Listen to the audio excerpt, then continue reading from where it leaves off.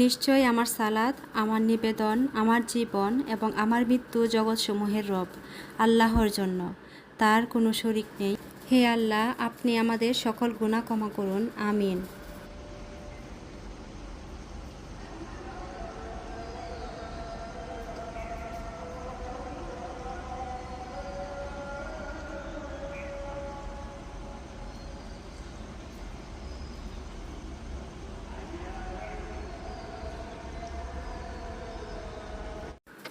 বিসমিল্লাহির রহমানির রহিম। আসসালামু আলাইকুম।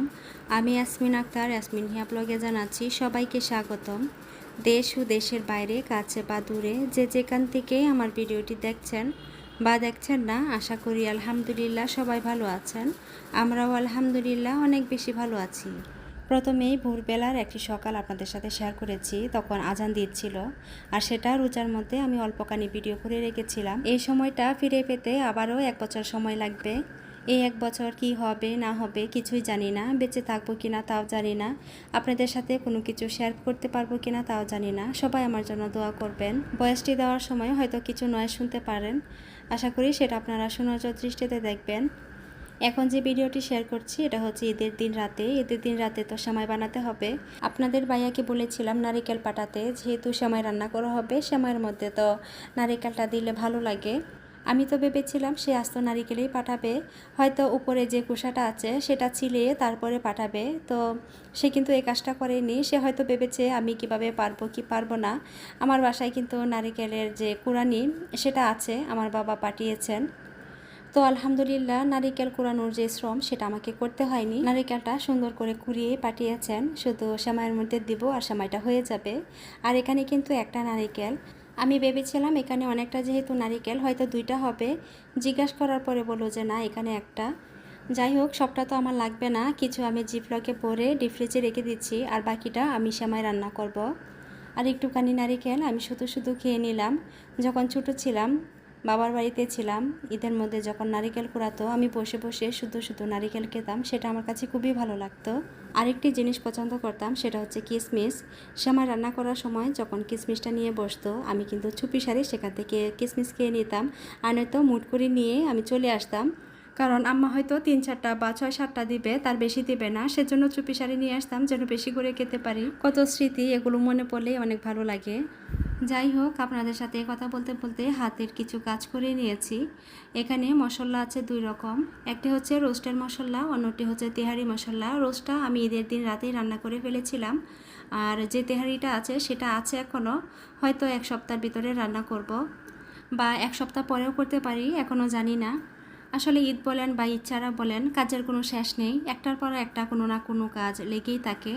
ঈদের আগেই কিন্তু আমি মোটামুটি সব কাজই গুছিয়ে নিয়েছি, তারপরেও যে এই কাজগুলো করতে গিয়ে চলে আসলো আল্লাহ ভালো জানে।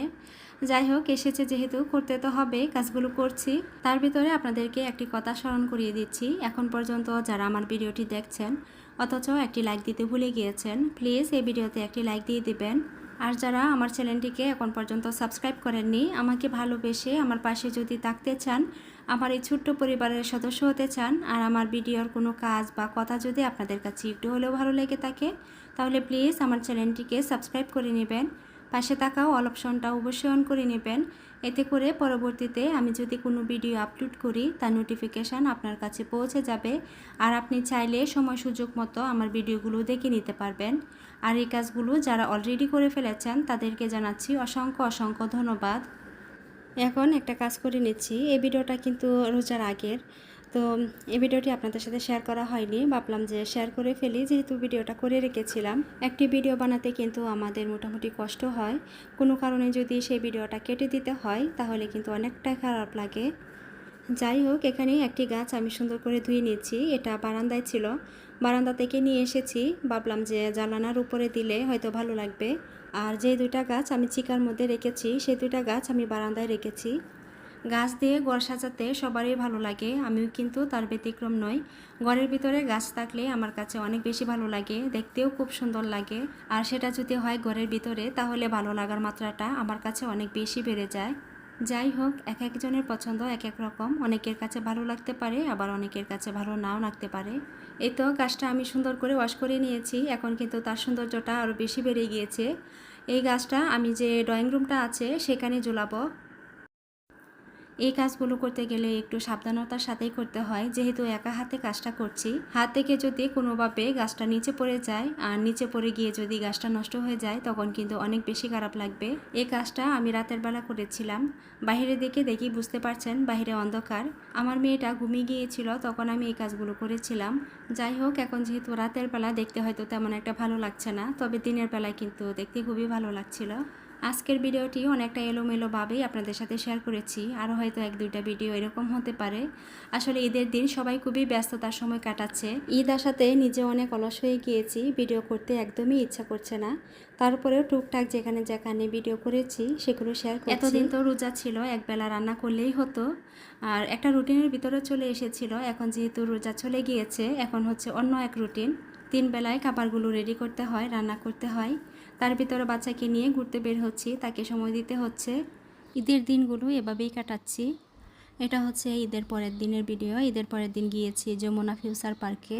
প্রথমে ভেবেছিলাম বাবুল্যান্ডে যাব, বিকালবেলা ঘুমিয়ে গিয়েছিলাম, সেজন্য আর যাওয়া হয়নি। সেজন্য চলে এসেছি এখানে।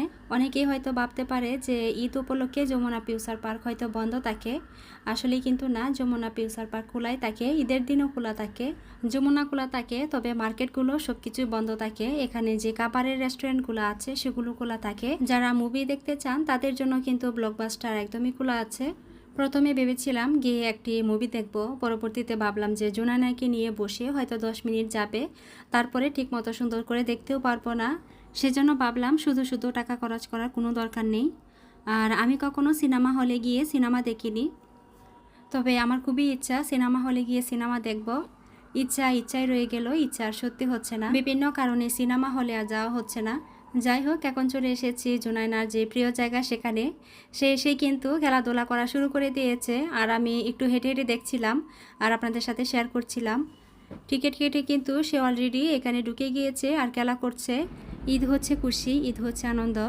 ঈদের খুশি, ঈদের আনন্দ আমরা যেভাবে পেয়েছি এখনকার বাচ্চারা কিন্তু ঠিক সেভাবে পায় না। তারপরেও তাদের মনের ভিতরে একটু খুশি দেওয়ার জন্য বাবা মায়ের একটু প্রচেষ্টা। আর দেখুন, এখানে কিন্তু সব বাবা মাই তাদের বাচ্চাদেরকে নিয়ে এসেছে আর সবাই মনের খুশিতে খেলা করছে। আর এই যে এখানে যে খেলাটা দেখতে পাচ্ছেন, এটার নাম কি আমি জানি না। আমার প্রথমে খুবই ইচ্ছা করছিল এখানে উঠতে, তবে ওরা যেভাবে ঘুরছে আর এত উঁচুতে দেখে আমার কাছে খুবই ভয় লাগছিল, সেজন্য আমি ওঠার সাহসটা পাইনি। জুনায়না খেলা করে তার অনেক বেশি ক্ষুধা লেগে গিয়েছিল, সে খেতে চাচ্ছিল, সেজন্য চলে এসেছি অল্প স্বল্প কিছু খাওয়ার জন্য। আজকের ভিডিওটি এ পর্যন্তই। আশা করি ভিডিওটি সবার কাছে অল্প হলেও ভালো লেগেছে। আবারও জানাচ্ছি সবাইকে ঈদ মোবারক। আশা করি সবার ঈদ খুব ভালো কেটেছে। সবাই ভালো থাকবেন, সুস্থ থাকবেন, নিরাপদে থাকবেন, আমার জন্য দোয়া করবেন। আল্লাহ হাফেজ, আসসালামু আলাইকুম।